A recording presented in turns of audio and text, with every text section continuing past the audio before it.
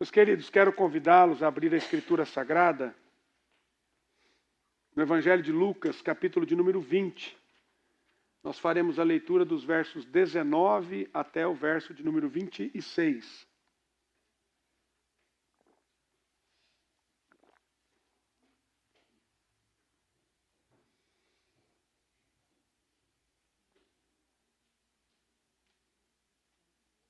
Assim nos diz a Escritura Sagrada. Lucas, capítulo 20, verso 19 ao verso 26. Naquela mesma hora, os escribas e os principais sacerdotes procuravam lançar-lhe as mãos, pois perceberam que, em referência a eles, dissera essa parábola, mas temiam o povo. Observando, subornaram emissários que se fingiam de justos, para verem se o apanhavam em alguma palavra, a fim de entregá-lo à jurisdição e à autoridade do governo. Então, o consultaram dizendo: Mestre, sabemos que falas e ensinas retamente, e não te deixas levar de respeitos humanos, porém ensinas o caminho de Deus segundo a verdade. É lícito pagar tributo a César ou não? Mas Jesus, percebendo-lhes o ardil, respondeu: Mostrai-me um denário. De quem é a efígie e a inscrição? Prontamente disseram: de César. Então lhes recomendou Jesus: Dai, pois, a César o que é de César, e a Deus o que é de Deus. Não puderam apanhá-lo em palavra alguma diante do povo.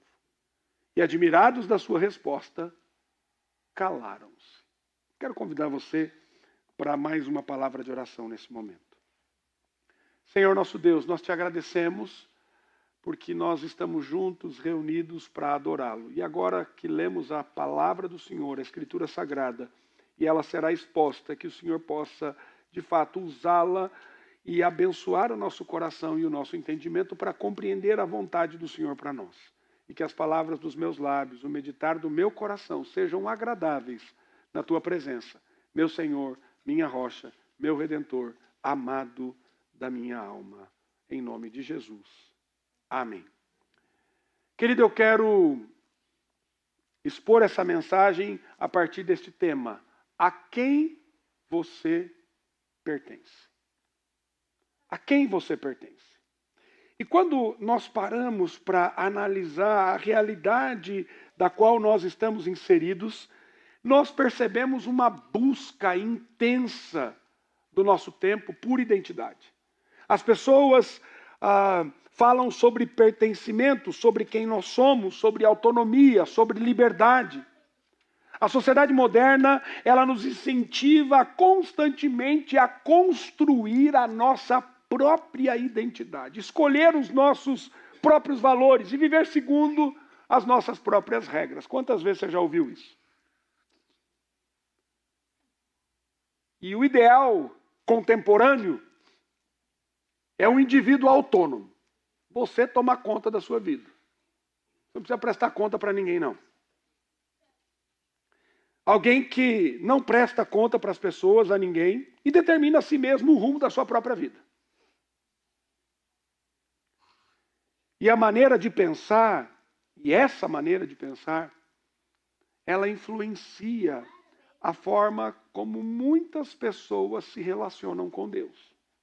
A ponto de algumas coisas dizerem assim: o Senhor diz assim na sua palavra, mas eu sinceramente acho que do meu jeito é melhor. Acho que da maneira que eu penso, porque eu já nas minhas reflexões, nos meus pensamentos, eu entendi quem eu sou e eu penso que eu sei mais do que o Senhor. E é interessante que nessa realidade há quem deseje que Deus console o seu coração, mas que não haja confronto. Eu quero consolo, não confronto. Eu quero um Deus que me abençoe, não que governe a minha vida.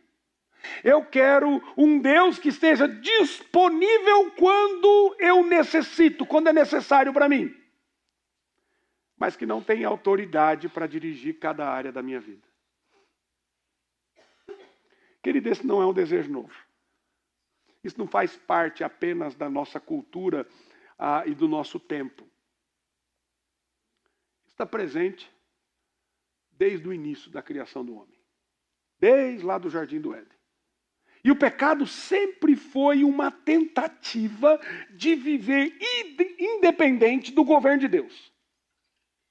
Lembram-se do que a serpente prometeu lá no início? Foi exatamente isso. Vocês serão como Deus. Vocês serão como Deus.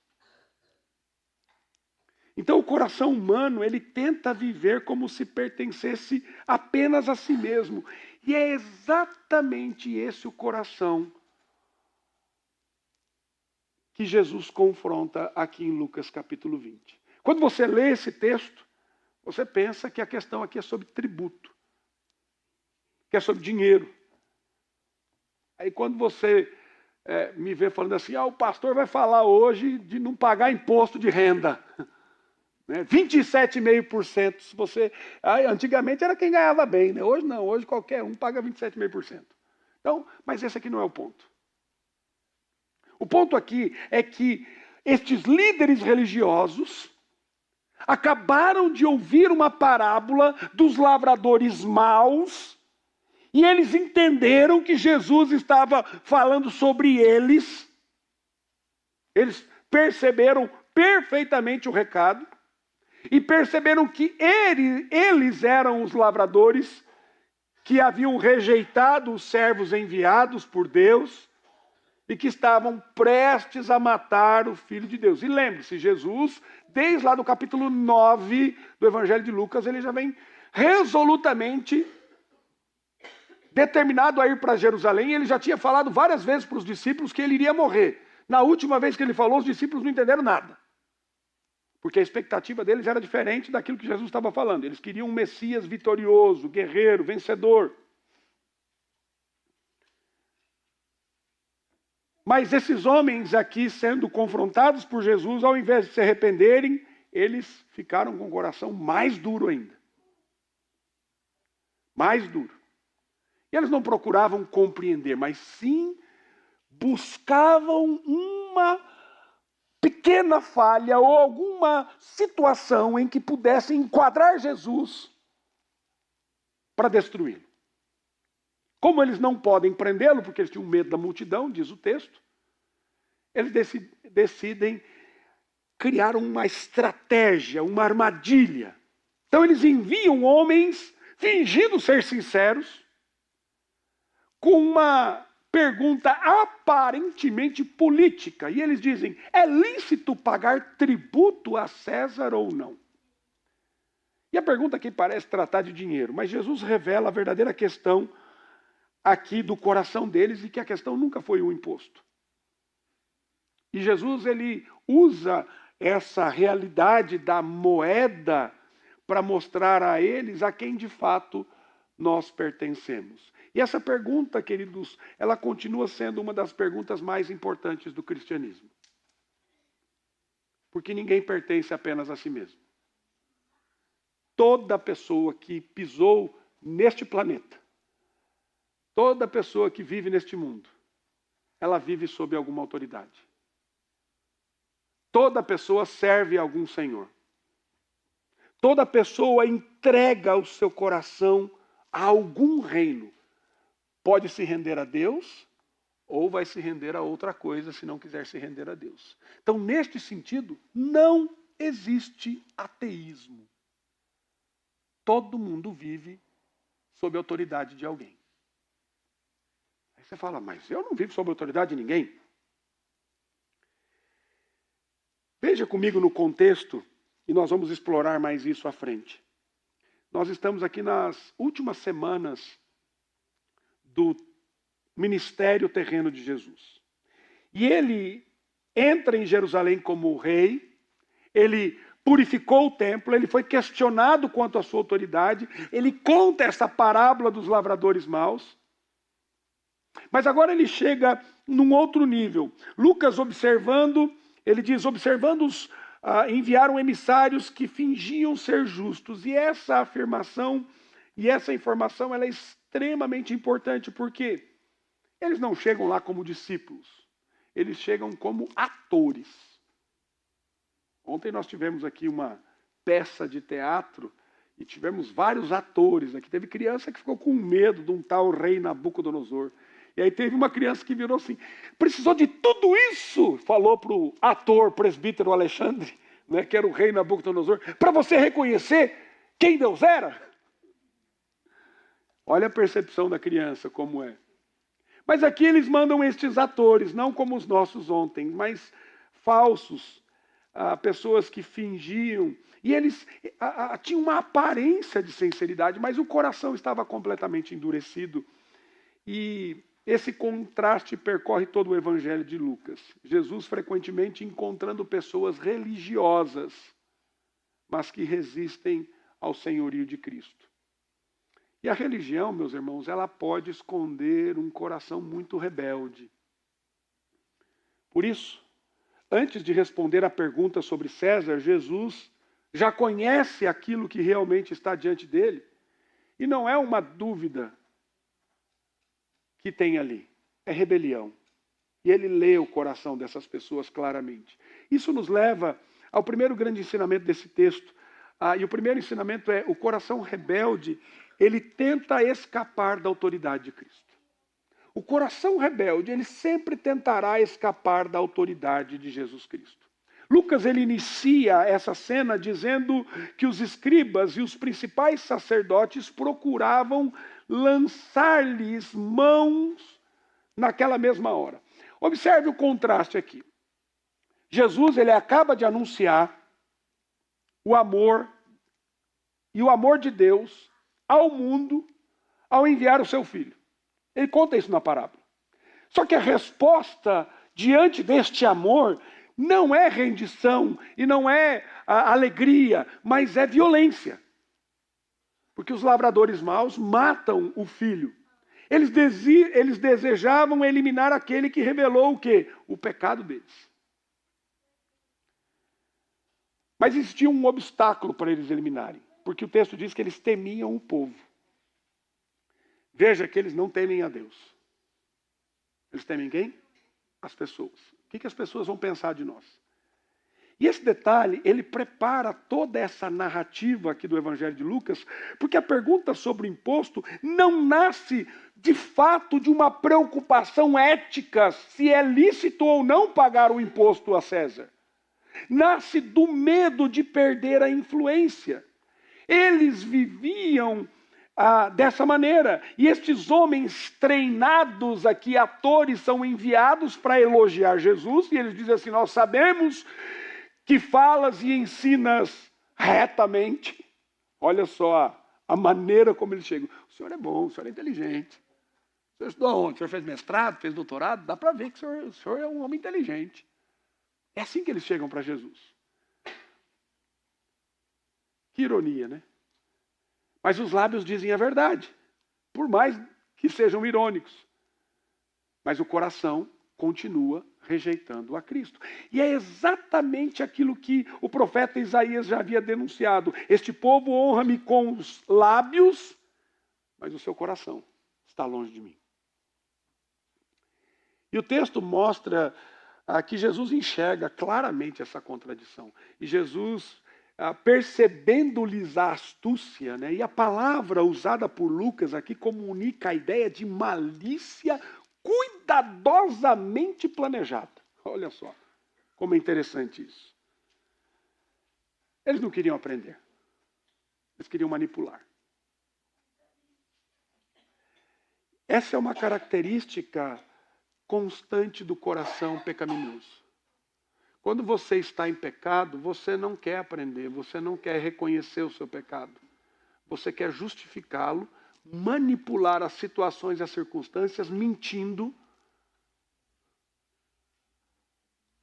para manipular. Quando não deseja obedecer à verdade, a gente tenta controlar a verdade. em vez de nos submetermos à palavra, nós tentamos usar a palavra para colocar ela ao nosso favor. Então é quando você cria uma espécie de ética para justificar o seu pecado. E até interpreta a palavra de forma equivocada. É exatamente isso que acontece ainda hoje. Quantas vezes nós não usamos de argumentos espirituais para justificar aquilo que o nosso coração já decidiu fazer, seja sobre qual assunto for. Assunto esse que revela o seu pecado. Não, mas veja bem, a palavra não diz exatamente assim. Será? Quantas vezes nós procuramos opiniões que confirmem os nossos desejos em vez de permitir que a palavra confronte os nossos desejos? Então veja, querido, o problema nunca foi falta de conhecimento. O problema sempre foi submissão. E é interessante perceber que a pergunta deles parece extremamente inteligente.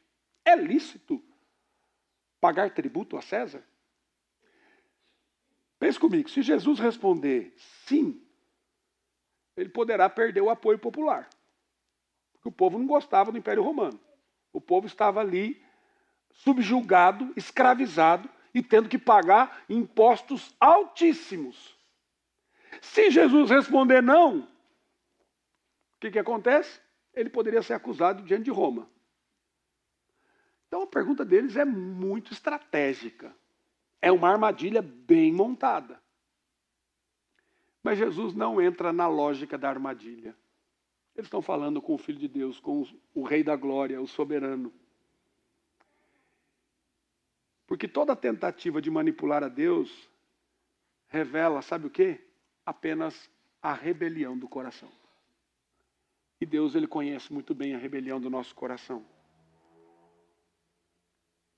Essa é uma verdade profundamente preciosa.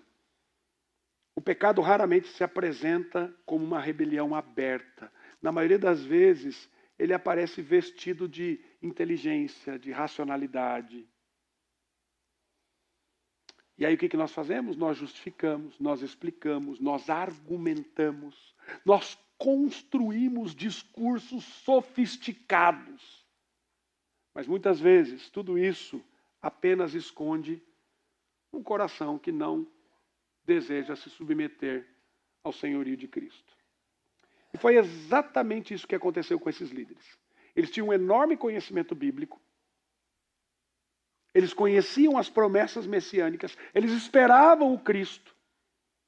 Mas quando o Cristo chegou, o que eles fizeram? Eles rejeitaram a pedra angular. Por quê? Porque reconhecer a Cristo significaria abrir mão do controle que eles tinham. E, queridos, conhecendo pessoas e olhando para as pessoas, qual é um dos grandes obstáculos que nós vemos hoje? As pessoas não querem se render a Cristo, porque elas não querem abrir mão do controle da sua vida. Não é falta de evidências, mas é amor pela autonomia, por fazer as coisas do meu jeito. É desejar governar a própria vida. Pastor Paul David Tripp, norte-americano, ele diz o seguinte: o pecado sempre nos leva a desejar autonomia. Queremos escrever nossas próprias regras e governar nosso próprio reino. Ele escreve isso naquele devocionário, As Misericórdias do Senhor se renovam a cada manhã. E é exatamente essa a lógica do coração humano, meus irmãos. Nós preferimos governar a nossa vida do que sermos governados por Cristo. Nós preferimos discutir perguntas difíceis ao enfrentar a pergunta mais importante: quem é o Senhor da minha vida? Por isso esse texto, meus irmãos, ele nos convida a examinar o nosso coração, não apenas as nossas respostas, mas as nossas motivações. Você pode frequentar cultos, você pode servir na igreja, você pode conhecer profundamente as Escrituras, você pode conhecer sobre teologia, você pode conhecer a Bíblia, mas ainda assim está resistindo ao governo de Cristo em áreas específicas da sua vida. Talvez você resista ao senhorio de Cristo nos relacionamentos. Porque você teve um problema com alguém e você não perdoa.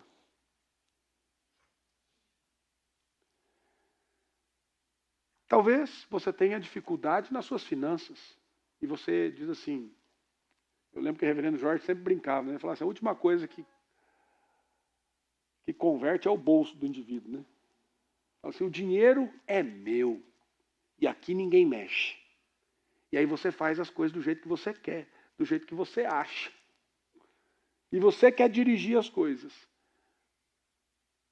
Só que você não entende que Deus te dá todas as coisas. E tudo que você tem não é teu, é dele. Você é apenas mordomo.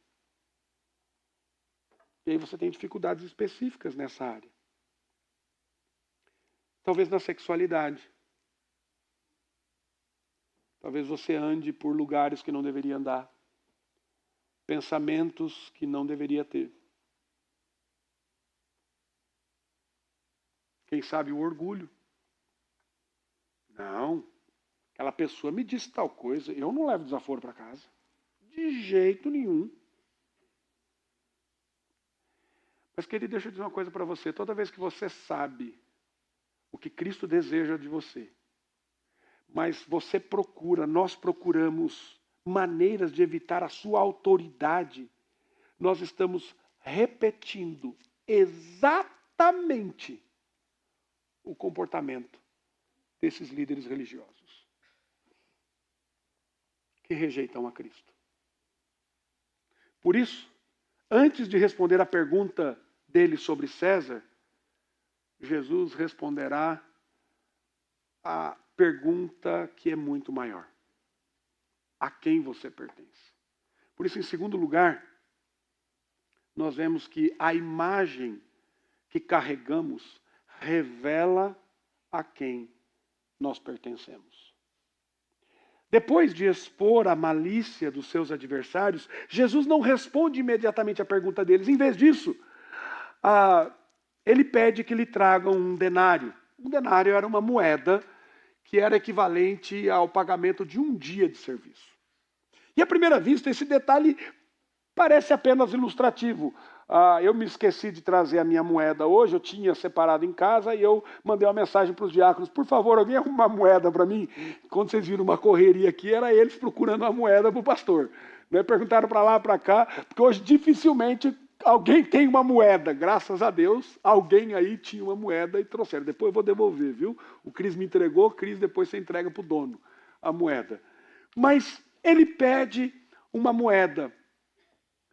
E aparentemente parece apenas um ato ilustrativo. Jesus vai ilustrar mais alguma coisa, mas acontece algo que tantas vezes nós vemos nos evangelhos. Um simples objeto torna-se o ponto de partida para uma das mais profundas declarações de Jesus sobre identidade, sobre autoridade e sobre adoração. O Senhor pergunta, mostrai-me um denário. De quem é a imagem e a inscrição? Eles respondem, de César. Então Jesus declara no verso 25, dai, pois, a César o que é de César e a Deus o que é de Deus. Ao longo da história, essa frase foi frequentemente interpretada apenas como um ensinamento sobre a relação entre igreja e Estado, sobre pagamento de impostos. E certamente inclui esse aspecto. Eu não estou dizendo que não tem isso no texto, tá? Mas reduzir esse texto a uma discussão tributária apenas é perder o verdadeiro centro daquilo que o Senhor Jesus queria dizer aqui. Jesus faz algo muito maior. Ele leva os ouvintes da moeda para o coração. Da economia para a adoração, da imagem de César para a imagem de Deus. O denário possuía gravada a imagem do imperador Tibério César. Como toda moeda da época, ela representava o quê? A autoridade daquela que governara ali o povo, que governava o povo. Então era natural, portanto, que retornasse ao sistema que a produziu. Mas Jesus, ele fala aos seus ouvintes e faz com que eles pensem e interpretem de maneira muito mais profunda, que eles pensem em uma outra imagem. Se a moeda pertence a César porque traz a sua imagem, quem pertence a Deus? Quem pertence a Deus? E a resposta está nas primeiras páginas da Escritura. Gênesis capítulo 1, verso 26. Também disse Deus, façamos o homem à nossa imagem, conforme a nossa semelhança. O ser humano foi criado para refletir o caráter, a glória, o governo do Criador. E quando você vai para a segunda carta de Pedro, ele diz assim, no capítulo 1, verso 3, tudo que é necessário para a vida e piedade nós recebemos do Senhor. Para que vos torneis o quê? Coparticipantes da natureza divina. Nós que temos uma natureza corrompida pelo pecado, agora resgatados em Cristo, nós estamos sendo resgatados para sermos participantes desta natureza divina. O apóstolo Paulo, escrevendo aos Efésios, ele diz que nós devemos nos despojar do velho homem, nos renovar no espírito do nosso entendimento e nos revestir do novo homem criado à imagem do Senhor. Então perceba, querido, que isso aqui não é apenas uma discussão tributária. Aqui a discussão é mais profunda. É mais profunda. Por quê? Porque a moeda leva a imagem de César. Mas você foi criado à imagem e semelhança do Senhor. E você leva a imagem de Deus na sua vida. Logo, essa moeda, ela pode ser entregue ao imperador, mas a sua vida pertence ao Senhor. É exatamente por isso que Jesus não estabelece uma divisão entre uma parte espiritual e outra parte secular da existência. Ele faz o que aqui conosco? Ele está dizendo que existe ele não está dizendo que existe uma área da sua vida que pertence a Deus e outra área pertence a César. Muito pelo contrário. Toda autoridade humana toda autoridade humana que existe está debaixo da autoridade suprema de Deus. Todo governo terreno é limitado. Somente Deus possui domínio absoluto. E a pergunta dos líderes era, devemos pagar impostos? A pergunta de Jesus é muito mais profunda. Ele chega e pergunta, quem é que possui a sua vida? Quem é o dono da sua vida? A quem você pertence? E essa pergunta, meus amados, ela continua sendo decisiva para nós. Por quê? Porque nós vivemos numa cultura que incentiva a autonomia, a individualidade, a vivermos para nós mesmos. E este é um conceito que tem invadido as nossas igrejas. Porque nós chegamos na igreja, e graças a Deus aqui menos, mas tem igreja que você vai hoje como um assistente. Você entra, sai e mal cumprimenta as pessoas. Você vira um consumidor. E o mundo vai dizer constantemente para você, seu corpo pertence a você. Não é isso que diz? Meu corpo, minhas regras. O seu tempo pertence a você. O seu dinheiro pertence a você. Você é o dono da sua própria história. Mas quando você vai para a Escritura revela e mostra para nós exatamente o contrário. Que a minha vida, que a sua vida, que a nossa vida nunca nos pertenceu. Nós somos criados por Deus. Nós somos sustentados por Deus. Nós somos cuidados pelo Senhor. Nós somos redimidos por Deus. E em Cristo, nós fomos comprados por um alto preço. O apóstolo Paulo, escrevendo aos Coríntios, ele diz, vocês não são de vocês mesmos, porque foram comprados por preço. O Senhor nos chama aqui, queridos, a uma ideia teológica profunda que é viver corandeu. O que significa isso? é viver diante da face de Deus. Viver coram Deus significa reconhecer que toda a existência acontece continuamente diante da presença de Deus, sob a autoridade de Deus, e que tudo que nós fazemos é para a sua glória. Então não tem uma área da sua vida que não pertença a Deus e que não deva ser vivida diante do Senhor. Qual a implicação disso? Hoje pela manhã, eu tive meu pecado denunciado. Porque a minha querida e amada esposa, a culpa não é dela, é minha. Que isso fique claro. Estava atrasada para chegar no ensaio. Eu furei o farol vermelho. Não estava vindo carro nenhum. Até aí, só Deus viu e a minha esposa. Mas o diácono parou do lado, abaixou o vidro e falou assim: pastor, não pode furar o farol vermelho. Falei: miserável. E não foi um, foram dois, porque eu moro aqui em cima, dava para vir a pé. Mas a gente veio de carro. Não vinha carro, falei: está atrasado? Vamos logo. Não tem radar aqui mesmo? Passei o segundo, não tem radar ali mesmo. Está aí o meu pecado revelado, querido. Mas passar no farol vermelho, você pode falar assim: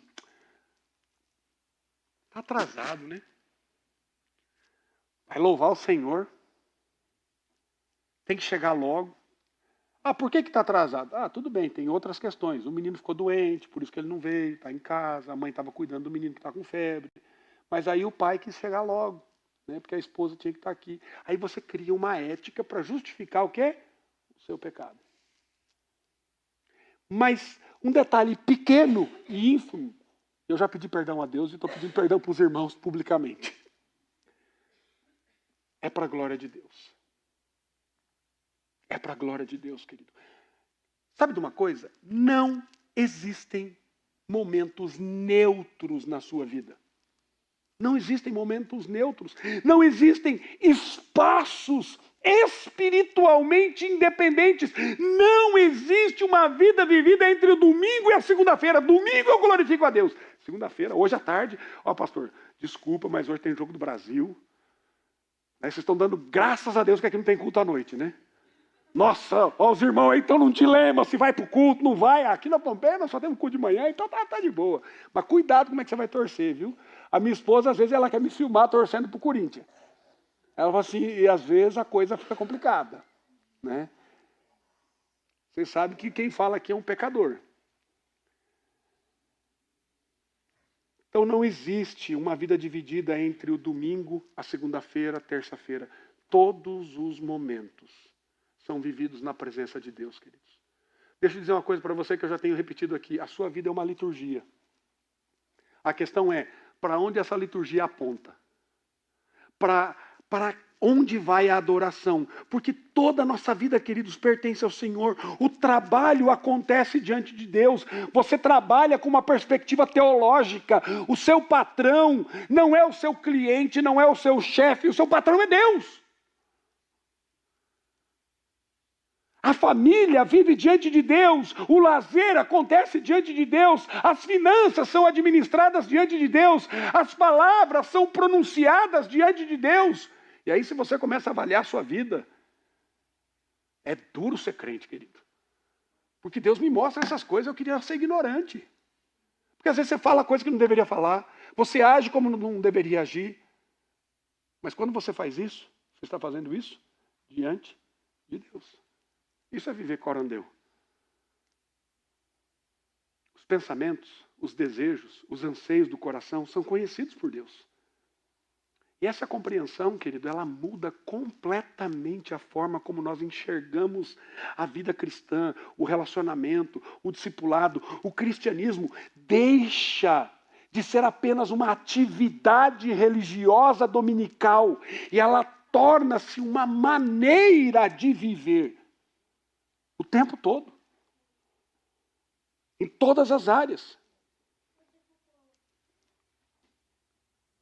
João Calvino, logo na abertura das Institutas da Religião Cristã, ele diz o seguinte: quase toda a soma de nossa sabedoria, que deve ser considerada verdadeira e sólida, consiste em duas partes: o conhecimento de Deus e o conhecimento de nós mesmos.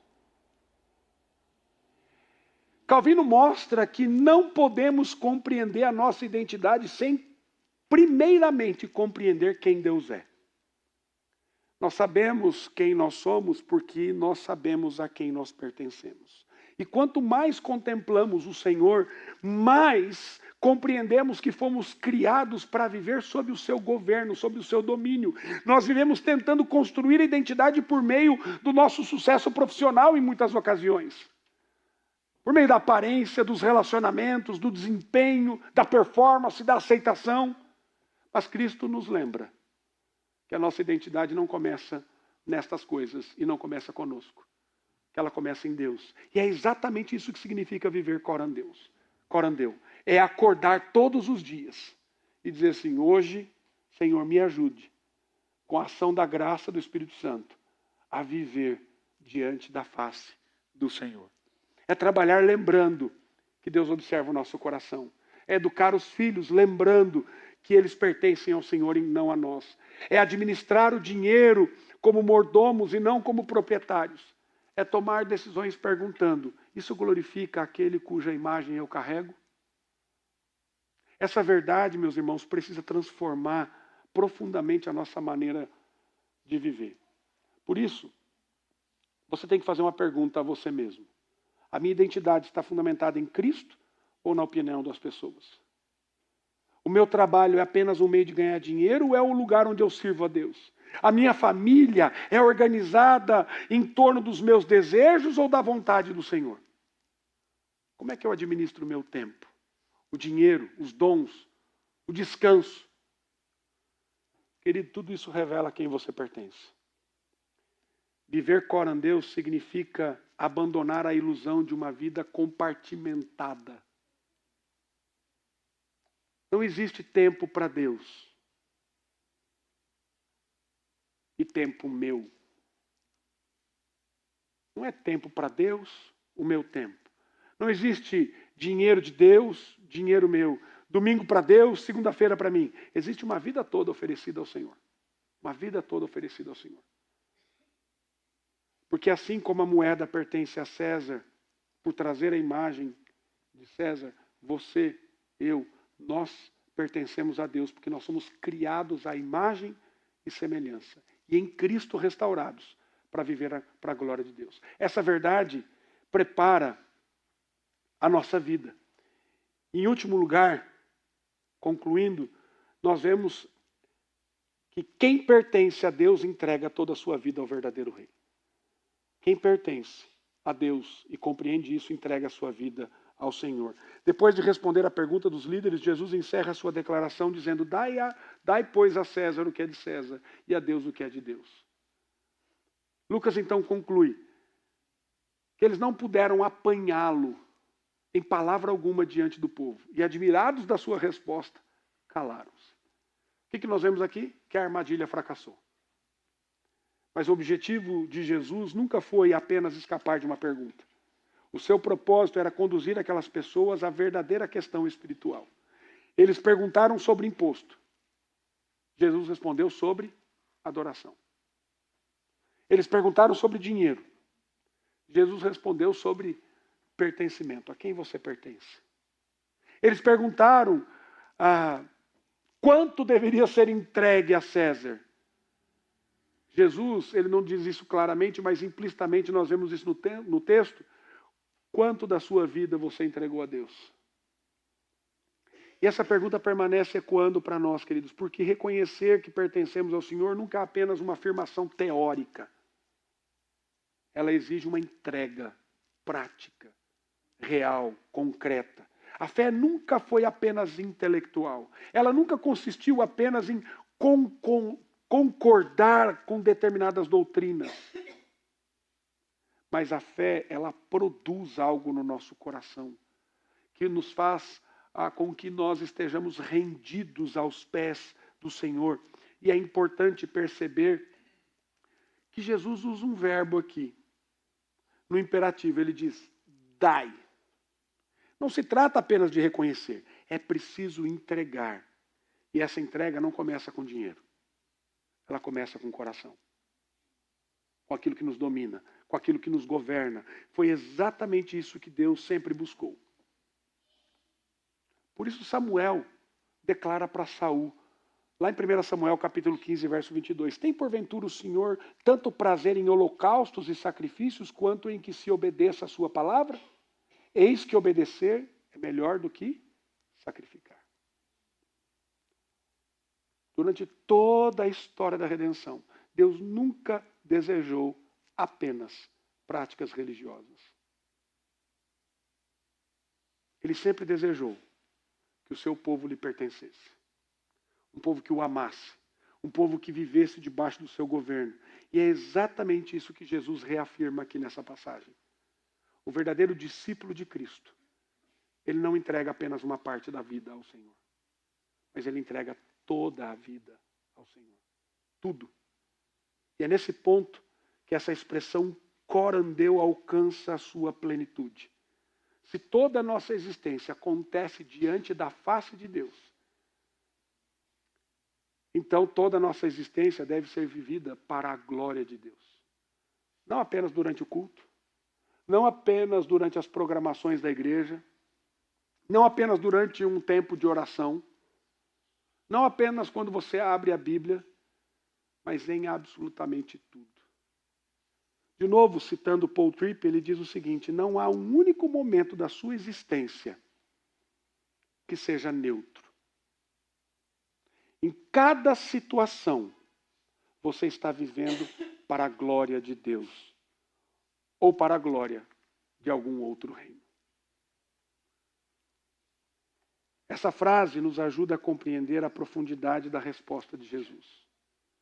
Todos servem a algum reino. Todos pertencem a algum Senhor. Todos vivem para alguma glória. A questão é, qual? Qual reino? Para qual reino você vive? O reino de Deus ou o seu? Para qual Senhor você vive? O Senhor, Rei da Glória, soberano, Criador de todas as coisas? Ou você é o seu próprio Senhor? Para que glória você tem vivido? Nós buscamos glorificar a Deus ou buscamos agradar a nós mesmos? Entender essa realidade, meus queridos, e olhar para a vida dessa maneira, interpretá-la dessa forma, muda a perspectiva como nós vamos responder. Isso vai mudar como você acorda na segunda-feira. Não importa se o Brasil vai ganhar ou perder hoje. Importa a maneira como você interpreta a realidade da sua vida. Importa como você trata o seu cônjuge. Importa como você responde às críticas. Como você usa o dinheiro, como você administra o tempo, como você trabalha, como você descansa, como você enfrenta o sofrimento.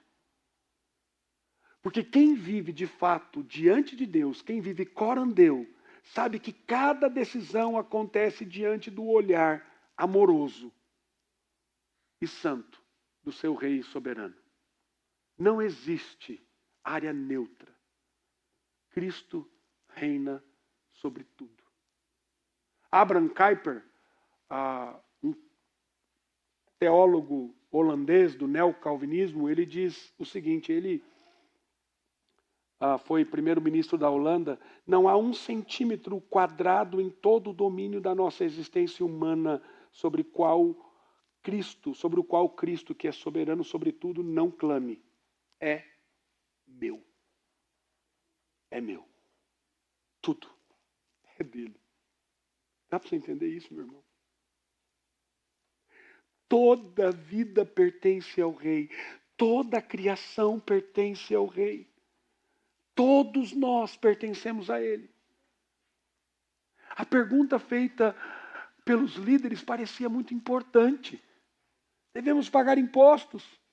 Mas Jesus ele nos mostra que existia uma pergunta infinitamente mais profunda. A quem você pertence? E essa pergunta atravessa toda a história da redenção. Toda a Escritura, no Éden, no Sinai, nos profetas, nos evangelhos, nas cartas apostólicas.